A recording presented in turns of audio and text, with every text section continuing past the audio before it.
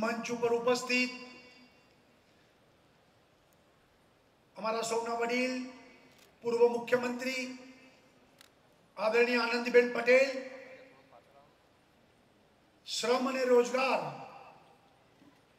વિભાગના કેબિનેટ મંત્રી માન્ય દિલીપજી ઠાકોર, મહિલા બાળ કલ્યાણ વિભાગના મંત્રી માન્ય નિર્મલાબેન વાધવાણી, સંસદીય સચિવ માન્ય વિભાવરીબેન, માન્ય પૂનમભાઈ, બાંધકામ બોર્ડના ચેરમેન ડોક્ટર અનિલભાઈ, વાઇસ ચાન્સેલર હિમાંશુભાઈ, શ્રમ રોજગારના અગ્ર સચિવ ડોક્ટર રાજીવ ગુપ્તા, કલેક્ટર અવંતિકાબેન, મ્યુનિસિપલ કમિશનર મુકેશ કુમાર, રોજગાર નિયામક શ્રી પારેખ, ઉપસ્થિત વિરાટ મોટી સંખ્યામાં ઉપસ્થિત એવા માતાઓ અને બહેનો, સૌપ્રથમ રાજ્ય સરકાર વતી આપ સૌને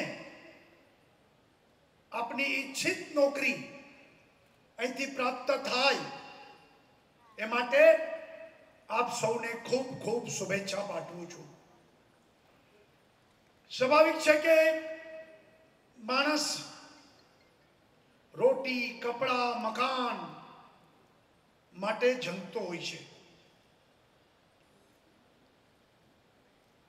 છોકરાઓ શિક્ષણ પ્રાપ્ત કરે પછી મા બાપને ચિંતા હોય છે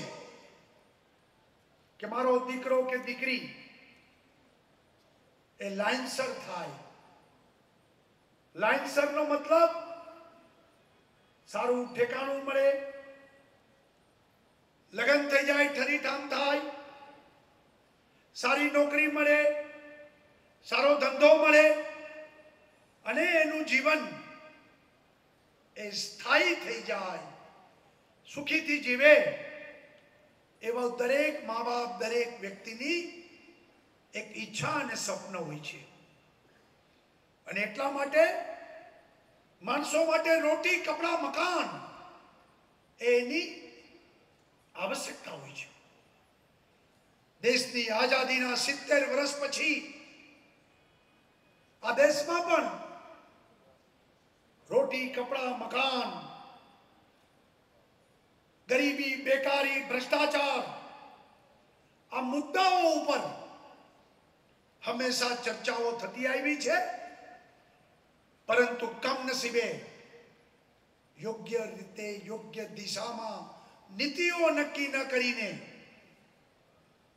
પરિશ્રમ ન કરીને, લોકો માટે સંવેદનાથી સરકારો ન ચાલવાને કારણે આ સમસ્યાઓ ઠેર ને ઠેર રહી. પરંતુ આપણા વડાપ્રધાન નરેન્દ્રભાઈ મોદીએ જ્યારથી ગુજરાતના મુખ્યમંત્રી હતા, દેશના વડાપ્રધાન બન્યા છે, ત્યારથી આ ભારતમાં બેકારી, ભ્રષ્ટાચાર, ગરીબી દૂર થાય એના સઘન પ્રયત્નો શરૂ કર્યા છે. અને હર હાથ કો કામ, હર ખેત કો પાણી એ દિશામાં નક્કર પ્રયત્નો, make in India, skill India, digital India એના દ્વારા આ દેશમાં બધાને નોકરી, રોજી રોટી પ્રાપ્ત થાય એ દિશામાં પ્રયત્નો કર્યા છે. ગુજરાતમાં આપણી સરકારે રોટલો અને ઓટલો આ બે વસ્તુ ઉપર વિચાર કરીને સરકાર ગરીબ અને મધ્યમ વર્ગના લોકો માટે વિચાર કરી રહી છે. ગરીબ માણસ, મધ્યમ વર્ગનો માણસ એ પીસાય છે. એક તરફ મોંઘવારી હોય, એક તરફ આવક મર્યાદિત હોય, અને એના બે ચક્કર વચ્ચે એને કેમ જિંદગી કાઢવી એની ચિંતામાં એ હંમેશા રહેતો હોય છે. ત્યારે અમારી સરકારે નક્કી કર્યું છે कि आ सरकार अयोध्या में राम, युवाओं को काम, किसान किसानों को सही दाम, महंगाई पे लगाम, हटा दो भ्रष्टाचारी बदनाम। आ दिशाમાં નિશ્ચિત યોજના બનાવીને સરકાર આગળ વધી રહી છે અને એટલા માટે આ બધા વિષયોને લઈને ગરીબ અને મધ્યમ વર્ગની ચિંતા કરીને આ સરકારે કાર્યક્રમો કર્યા છે। આજનો કાર્યક્રમ એ કોઈ ઉદ્યોગપતિ માટેનો કાર્યક્રમ નથી, આજનો કાર્યક્રમ કોઈ પૈસાવાળા માટેનો કાર્યક્રમ નથી।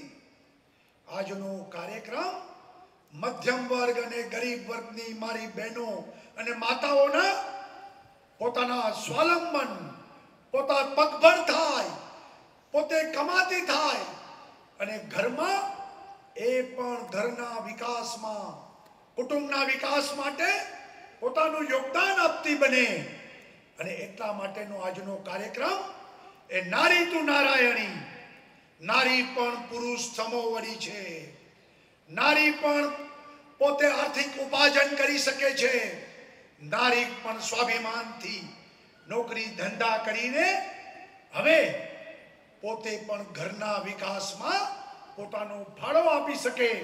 એટલા માટેનો નારી સ્વાભિમાનનો આ કાર્યક્રમ મહિલાઓને માત્ર રોજગાર મળે, મહિલાઓને વ્યાપક રોજગાર મળે એટલા માટે મહિલા માટે રોજગાર મેળો આ સરકારે રાખવામાં આવ્યો છે।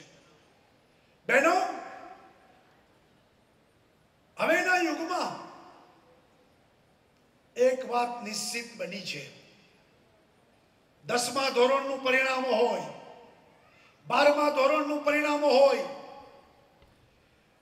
કોલેજ યુનિવર્સિટીમાં કોઈ પણ જગ્યાએ એ પ્રથમ આવનારા લોકોમાં મહિલાઓ સૌથી આગળ હોય છે, પુરુષો કરતા મહિલાઓ આગળ હોય છે।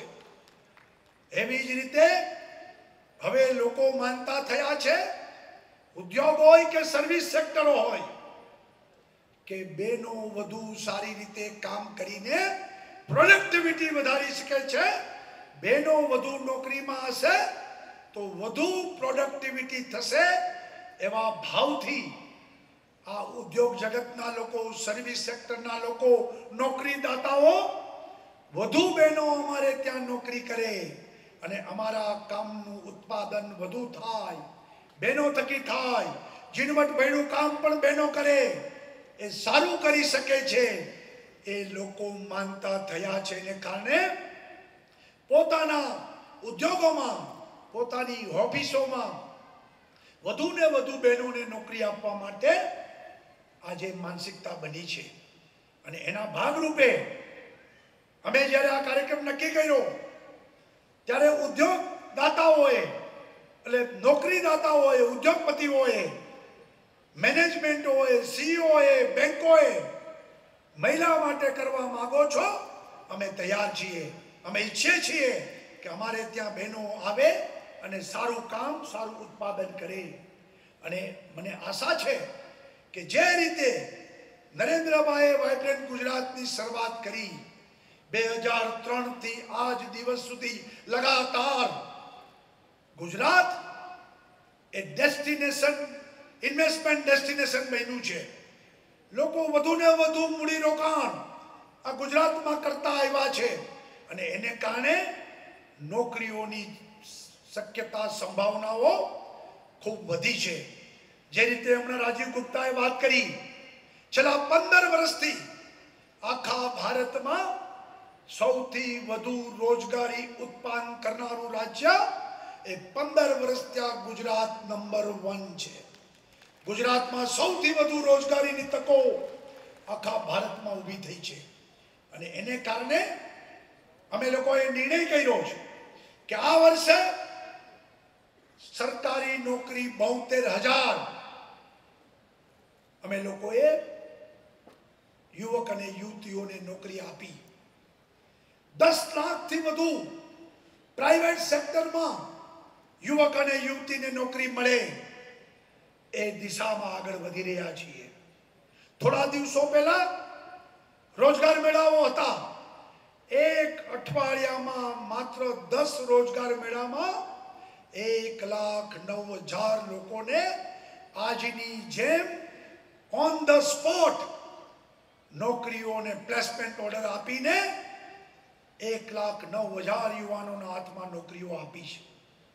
આજે પણ મોટી સંખ્યામાં, હજારોની સંખ્યામાં બહેનોને નોકરી મળે, યુવતીઓ નોકરી કરતી થાય અને ભારતના વિકાસમાં, ગુજરાતના વિકાસમાં બહેનોનો પણ ફાળો, યુવતીઓનો ફાળો પણ મોટો હોય એ દ્રષ્ટિથી આજે આ કાર્યક્રમ રાખવામાં આવ્યો છે.